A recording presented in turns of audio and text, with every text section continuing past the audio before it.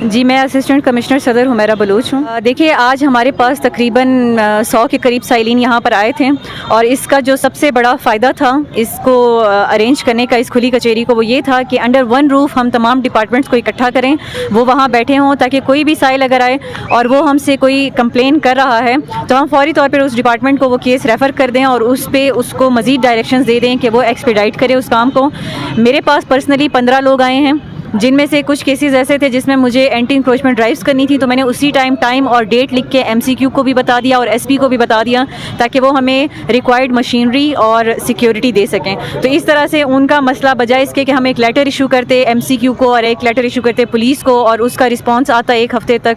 सारा का सारा, और उसके बाद हम उसे प्लान करते और फिर हम वहाँ पर जाते, तो वो हमने यहीं बैठे बैठे उसे एक ही दिन में प्लान कर लिया है। और कल इंशाल्लाह हमने उनको टाइम दे दिया है, जो रिपोर्ट्स कलेक्ट करनी थी उनको भी कल का टाइम दे दिया है।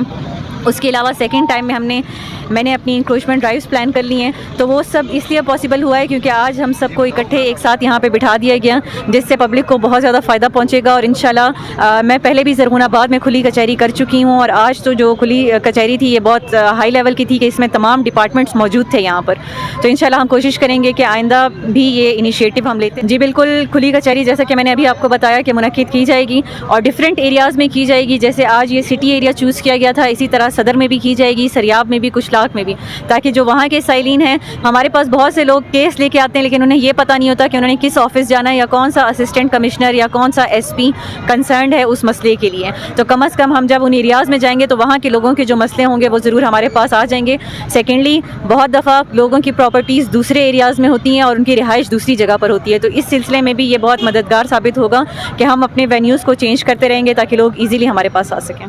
कोयटा की आवाम के लिए यही पैगाम होगा कि आपका जो भी मसला हो, हमारे ऑफिस के दरवाजे आपके लिए 24 घंटे खुले हैं। ख़ासकर 12 से 3 बजे का वक्त एक ऐसा वक्त है जिसमें